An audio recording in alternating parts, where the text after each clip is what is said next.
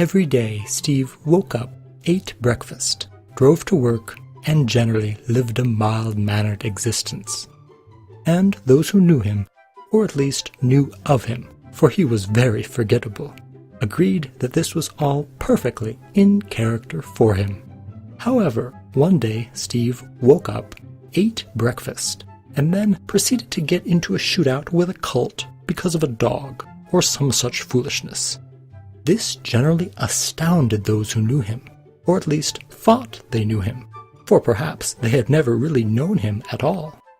And whether it was due to a poorly conceived attempt by some deity to further the plot, or the result of a well-earned revelation about Steve's true character, we can all agree that, for better or worse, Steve was having a very out-of-character moment.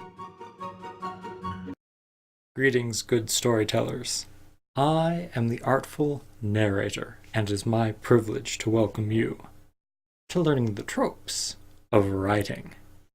Today we examine the parameters of character. What actions can be seen to fall fittingly within those bounds, and which moments can come across as out of sync with the individual that we know and love, and how sometimes out-of-character instances can be beautifully crafted to show us new dimensions and hidden strengths, to the extent that they can even redefine established characters for the better.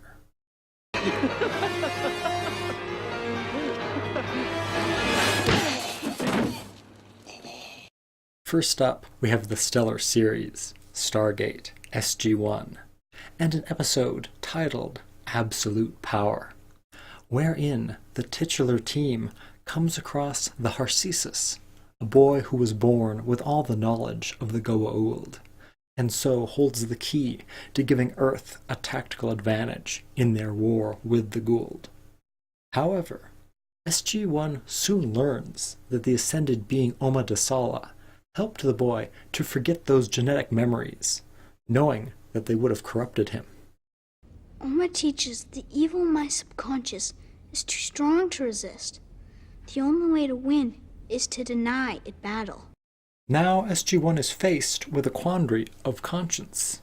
They can either unlock the secrets hidden within the boy's mind, saving Earth at the cost of dooming him to madness, or they can allow him to go free and find another path to stopping the Goa'uld. An interesting debate. However, the show seems cavalierly uninterested in engaging in such a discussion, opting instead to quickly move the narrative along, with SG-1 nonsensically agreeing to try to access the boy's genetic memories, all with the hope that Oma will somehow fix things after they have finished with the boy. I doubt he'd be willing to remember. And even if he is, how can we ask him to? Well, if he forgot once, maybe he could forget again. Now, narratively, the reason for this is clear. The question of the boy's fate must exist in order for the drama to be maintained, even though the story inevitably switches focus to a dream sequence. However, there is still no reason for the plot to force SG-1 into acting callously out of character as a narrative shortcut to further the plot, when it would be infinitely more plausible to instead take the time to bring in a well-meaning supporting character, like Major Davis, to argue in favor of unlocking the boy's memories, thereby allowing SG-1 to champion the boy's side of the discussion, and by so doing continue their admirable role as paragons of hope, compassion, and profound insights. Ostensibly a great leader like yourself is essential to the whole ball of wax. Basically what it means is that it's always better to have a big, long wick, right? Again, the problem in that example was that the needs of the plot caused characters to stray from the usual high quality of their performances. For, while new developments can occur at the will of the plot, character decisions of how to deal with said occurrences must represent the character's individual choice. However, an out-of-character moment can actually be a positive when it reveals new insights about the individual. Consider the case of the seemingly emotionless Mr. Spock from the episode Amok Time. Throughout Star Trek the original series, our favorite half-Vulcan is prodigiously stoic, even when contemplating the fact that he just killed Jim Kirk while deep in the throes of the Pawn Far. Live long and prosper, Spock. I shall do neither. I have killed my captain and my friend. And yet, upon learning that McCoy slipped Kirk a tranquilizer to simulate death, well, his reaction is legendary. There can be no excuse for the crime of which I'm guilty. I intend to offer no defense. Furthermore, I shall order Mr. Scott to take immediate command of this vessel. Don't you think you better check with me first? Captain! Jim! An action that is exceedingly out of character for him, and which could have felt like the result of the writers being out of touch with Spock's character. However, it was actually a wonderfully telling scene, because, as Leonard Nimoy put it, he never played Spock as emotionless, but rather as someone eternally struggling to keep his emotions under control. And so the outburst actually served to show us new depths of Spock's character, making us love him all the more. There's just one thing, Mr. Spock. You can't tell me that when you first saw Jim alive that you weren't on the verge of giving us an emotional scene that would have brought the house down. Merely my quite logical relief that Starfleet had not lost the highly proficient captain.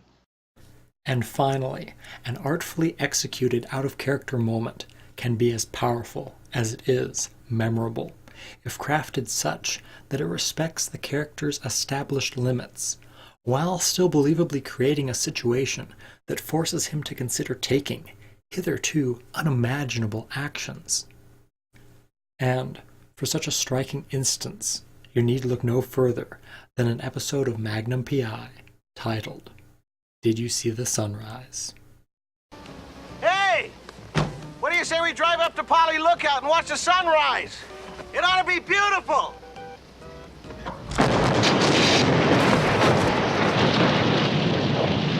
In this two-part season opener, Magnum learns that Ivan, the brutal colonel who tortured him and his squad in Vietnam, is back and planning something sinister.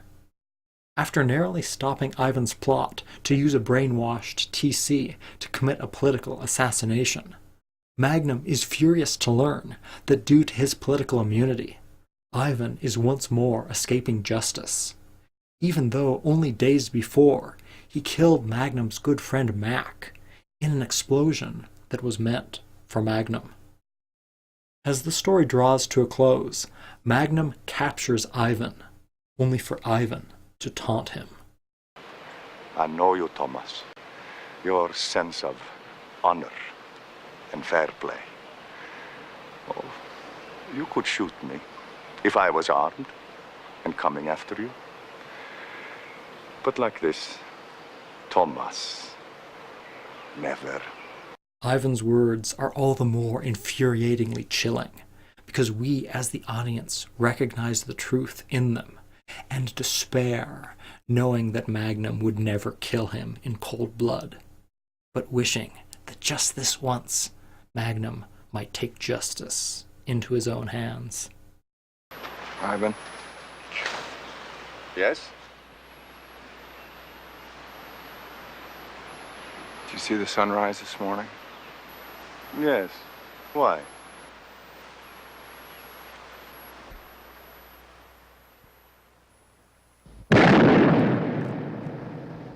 And so, as the gunshot rings out, we are left to the realization that in this case, Magnum acted outside of his normal character, making a rare exception to avenge the life of his friend.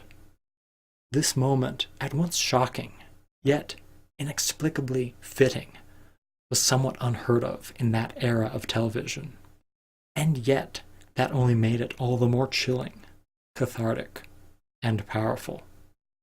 A beautiful agony that remains legendary in the hearts and minds of fans of the show. It was the third sunrise since Mac died, and I was still counting. Now as writers, we know deep down that every scene, every character interaction, every narrative decision is, on some level, dictated by the needs of the plot, causing it to be a foregone conclusion that the characters would head to this location and pursue this plot point.